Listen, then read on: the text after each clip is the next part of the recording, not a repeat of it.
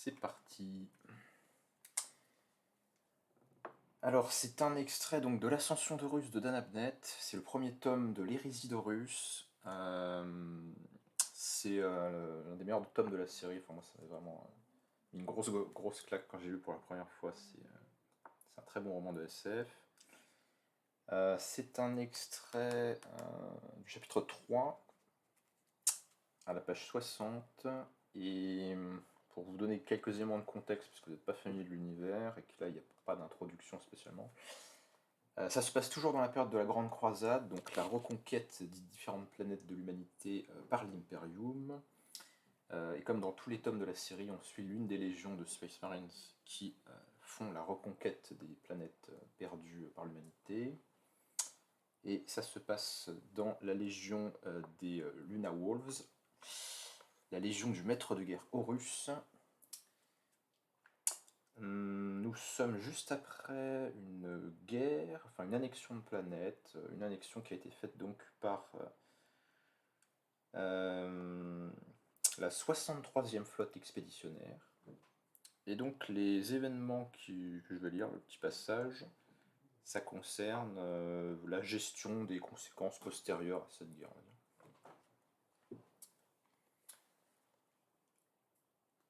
Il se racontait que le processus de sélection des itérateurs était encore plus rigoureux que les mécanismes d'induction de l'Astartés. Un homme sur 1 millier aurait pu devenir un guerrier des légions. Telle était du moins l'opinion répandue. Mais devenir itérateur, un seul sur 100 000 en était digne. Loken pouvait souscrire à ce sentiment général. Un aspirant de l'Astartés devait être en excellente forme physique, génétiquement compatible et mûr pour son amélioration. Un châssis de chair et d'os sur lequel le guerrier serait construit. Mais pour être itérateur, une personne devait posséder certains dons rares qui ne pouvaient être implantés en elle. La clairvoyance, l'éloquence, le génie politique et une intelligence aiguë.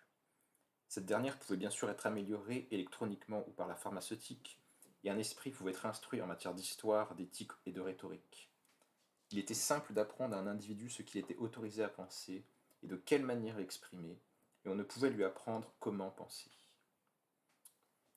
Loken aimait regarder les itérateurs à l'œuvre. En plusieurs occasions, il avait reculé le retrait de sa compagnie pour pouvoir les suivre dans les cités conquises et les voir s'adresser aux foules. Il lui semblait alors voir le soleil se lever au-dessus d'un champ de blé. Kirill Sinderman était le meilleur itérateur que Loken n'eût jamais vu. Sinderman occupait la position de premier itérateur de la 63e flotte expéditionnaire impériale et avait pour responsabilité la mise en forme du message délivré. Il entretenait, le fait était connu, une amitié intime et profonde avec le maître de guerre, autant qu'avec le maître de l'expédition et les écuyers en chef. Et son nom était connu de l'empereur. Sinderman terminait un briefing au séminaire des itérateurs quand Loken s'avança dans le hall d'audience, une longue crypte longée dans le ventre du Vengeful Spirit. 2000 hommes et femmes, tous habillés des robes beiges et simples de leur office, étaient assis sur les bancs des gradins, suspendus au moindre de ces mots. Pour conclure, car j'aurais parlé bien trop longtemps, énonçait Sinderman, ce récent épisode nous a permis d'observer un sang et une chair bien réels sous le drame verbal de notre philosophie. La vérité que nous convoyons est la vérité parce que nous disons qu'elle l'est, mais cela suffit-il? Il haussa les épaules. Je ne le crois pas. Ma vérité est meilleure que la vôtre est une querelle de cour d'école, non l'assise d'une culture. J'ai raison, et donc vous avez tort, est un syllogisme prompt à s'effondrer dès qu'un certain nombre d'outils éthiques fondamentaux sont employés. J'ai raison, par conséquent, vous avez tort. Nous ne pouvons pas ériger une cohésion là-dessus. Nous ne pouvons pas et nous ne devons pas être contraints de convaincre sur cette base. Qu'est-ce que cela ferait de nous alors? Il parcourut son auditoire du regard. Plusieurs mains étaient levées. Oui, des menteurs. Sinderman sourit. Ces mots étaient amplifiés par l'ensemble de micros vissés autour de sa tribune, son visage agrandi derrière lui sur le mur hololithique, où sa bouche enjouée mesurait 3 mètres de large. Je pensais à des oppresseurs ou à des démagogues, cher Mehmed. Mais menteur me paraît juste. Ce terme va même plus loin que mes propres propositions. Des menteurs. Très bien. C'est ce que nous autres itérateurs ne pouvons jamais nous permettre de devenir. Sinderman prit une gorgée d'eau avant de poursuivre. Loken, à l'arrière de la salle, s'assit sur un siège vide. Sinderman était un personnage grand, en tout cas pour quelqu'un qui n'appartenait pas à l'Astartès. Fier et mince, il se tenait droit, sa tête de patricien couronnée de fins cheveux blancs. Ses sourcils étaient noirs comme les marquages en chevron d'une épaulière de Lunawov. Il jouissait d'une prestance magistrale, mais seule sa voix importait réellement. Son timbre profond et plein, doux, bienveillant, était celui pour lequel les candidats itérateurs étaient retenus. Une voix délicieuse et claire, qui convoyait la raison, la sincérité et la confiance. Une voix qui valait la peine d'être recherchée entre 100 000 autres. La vérité et le mensonge, continua Sinderman. La vérité et le mensonge. Vous réalisez que vous m'avez lancé sur mon sujet favori, Mehmed? Votre repas va être retardé. Un murmure d'amusement courut sur la crypte. De grands actes ont façonné notre société, reprit Sinderman. Le plus grand d'entre eux, matériellement, a véritablement été la réunification de Terra par l'empereur, sa suite logique ayant été cette grande croisade dans laquelle nous sommes maintenant engagés. Mais le plus grand des actes spirituels a été notre rejet de cette lourde chape appelée la religion. Depuis la superstition la plus ordinaire jusqu'au conclave de la foi, la religion a condamné notre espèce durant des milliers d'années. Elle nous a poussés à la folie, à la guerre, au meurtre. Elle a pesé sur nous comme une maladie, comme un boulet accroché à nos pieds. Je vais vous dire ce qu'était la religion. Ou non, vous allez me le dire, vous là-bas. L'ignorance. Merci, Cana. L'ignorance. Depuis les temps les plus anciens, notre espèce s'est inquiétée de comprendre les fonctionnements du cosmos. Là où cette compréhension échouait, ou n'expliquait pas tout, nous comblions les vides par la foi aveugle. Pourquoi le soleil parcourt-il le ciel? Je n'en sais rien, je vais donc attribuer ce miracle à un dieu solaire monté sur son char doré. Pourquoi les hommes meurent-ils? Je ne saurais le dire, mais je choisis de croire qu'il s'agit là des manigances d'une faucheuse emportant leurs âmes vers quelque autre monde. Son public se mit à rire. Sinderman descendit de son pupitre et marcha vers les premières marches du processionium, hors de portée des micros. Bien que sa voix se fît moindre, son timbre exercé, l'instrument de tous les itérateurs, portait ces mots dans toute la salle avec une parfaite clarté. La foi religieuse.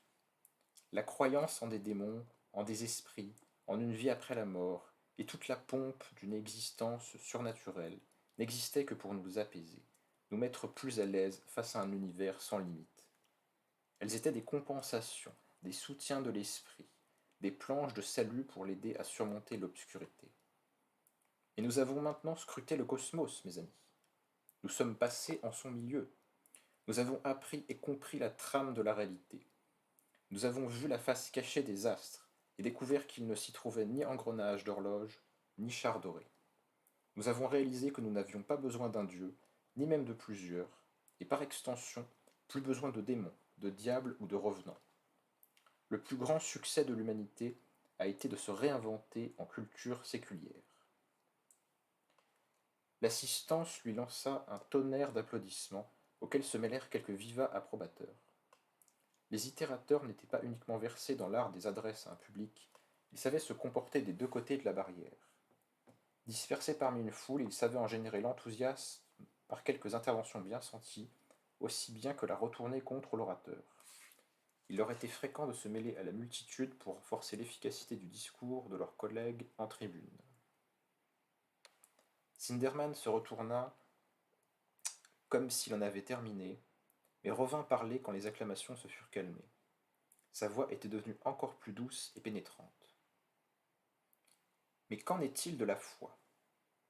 La foi a toujours son utilité, maintenant que la religion a disparu. Nous devons croire en quelque chose, n'est-ce pas?